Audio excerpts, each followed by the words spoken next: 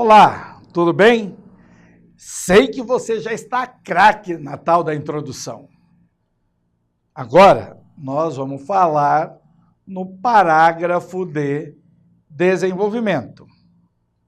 Não sei se você se recorda, mas eu te disse que, caso você tivesse dois argumentos para defender a sua tese, você teria que fazer dois parágrafos de desenvolvimento, um para cada argumento.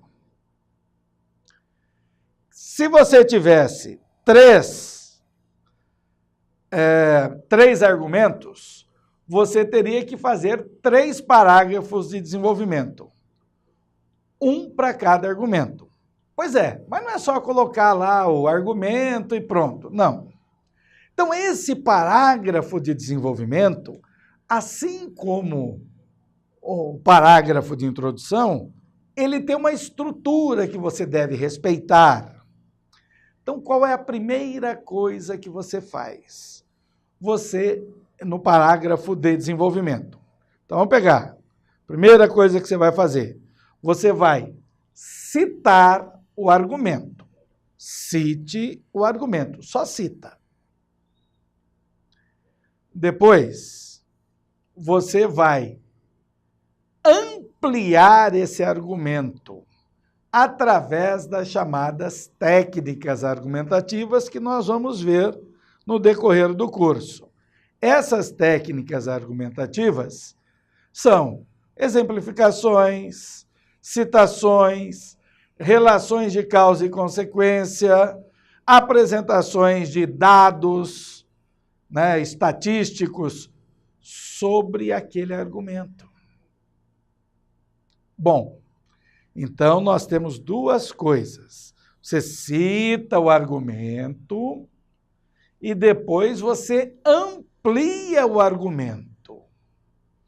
E, finalmente, você faz um pequeno fechamento, um pequeno encerramento para o parágrafo não acabar do nada. Então, se você perceber, a estrutura do parágrafo de introdução é bastante simples.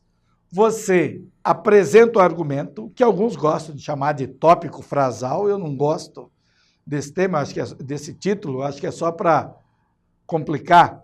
Você apresenta o argumento, depois você amplia esse argumento, você desenvolve esse argumento e, finalmente, você faz um pequeno fechamento, um pequeno encerramento. Vamos pensar assim, você tem 30 linhas para produzir o seu texto. Você vai gastar aí umas 6 linhas, de 5 a 6 linhas na introdução. Ora, sobraram 24, se forem 6. Se você tiver 3 argumentos, 6 vezes 3, 18. 18 mais 6, 24. Sobraram 6 para a conclusão. Tá bom. É bom sempre estabelecer essa simetria, não precisa ser rígida. Mas se você fizer 5 parágrafos de 6 linhas, você tem 30 linhas. Aí você fala para mim, mas e o título? Não precisa pôr título não, neném. Como assim não precisa pôr título?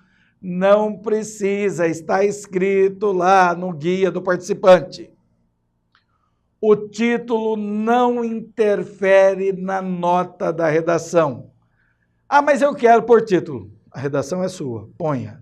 Só que você só vai ter 29 linhas daí. Uma é do título, certo?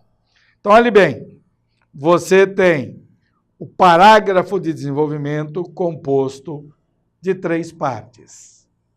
A citação do argumento, o desenvolvimento do argumento e um pequeno fechamento. Certo isso? Tem uma coisa que quando você tiver bom para escrever, você pode fazer, que é usar a contra-argumentação no mesmo parágrafo. A contra-argumentação é um argumento contrário ao seu argumento, só que você invalida isso na escrita. Mas esse é um assunto que nós vamos tratar um pouquinho mais tarde. Então, nós temos agora uma introdução com contextualização e tese e um parágrafo de desenvolvimento. Esse parágrafo de desenvolvimento formado por 3 partes: a apresentação do argumento, a ampliação do argumento através de exemplos, de dados, de citação, de relação de causa e consequência e, finalmente, o fechamento. Essa é a estrutura do parágrafo de desenvolvimento. Só recordando, para cada argumento, um parágrafo de desenvolvimento. Então, o nosso texto está tomando forma. Já tem a introdução, já tem o desenvolvimento e nós vamos falar um pouquinho mais adiante da conclusão. Mas agora, eu queria falar para você da linha que costura as frases, as orações, os períodos e até os parágrafos, que são os conectores. Eles são fundamentais na sua redação. A competência 4, o que é isso de competência? Só reprisando. A sua redação vai ser avaliada em 5 competências. Eu vou falar cada uma delas no decorrer do curso. Mas a competência 4, ela avalia a coesão textual. E a coesão textual é dada pelo uso de conectores. Não só isso, mas principalmente isso. O uso de conectores. Então, no entanto, aquele entretanto que eu disse lá na introdução, é um conector, isso te dá ponto. As competências, cada uma das 5 competências valem 200 pontos, que variam de 40 em 40. Então, é 0, 40, 80, 120, 160 e 200 pontos. Você, que já fez o Enem uma vez, pode acessar o site do INEP, entrar lá e espelhar a sua redação. E espelhar a sua redação corrigida, com a avaliação de quanto você tirou em cada uma das competências. Então, lembre-se, é importantíssimo que você estude os conectores. Eu vou colocar na nossa plataforma uma tabela com esses conectores para você se familiarizar com eles. E é importante você perceber mais uma coisa. Quando a gente está falando, mesmo que a gente não use a linguagem coloquial, que a gente use a linguagem formal, predomina a coordenação. Lembra daquele negócio? Oração coordenada, aditiva. Quando a gente está escrevendo, deve-se privilegiar a subordinação. E por isso é importante que você estude as conjunções subordinadas. As conjunções subordinadas. Então, fechando esse bloco, nós temos o seguinte: o nosso texto está do seguinte tamanho: introdução e desenvolvimento. A introdução, contextualização e tese.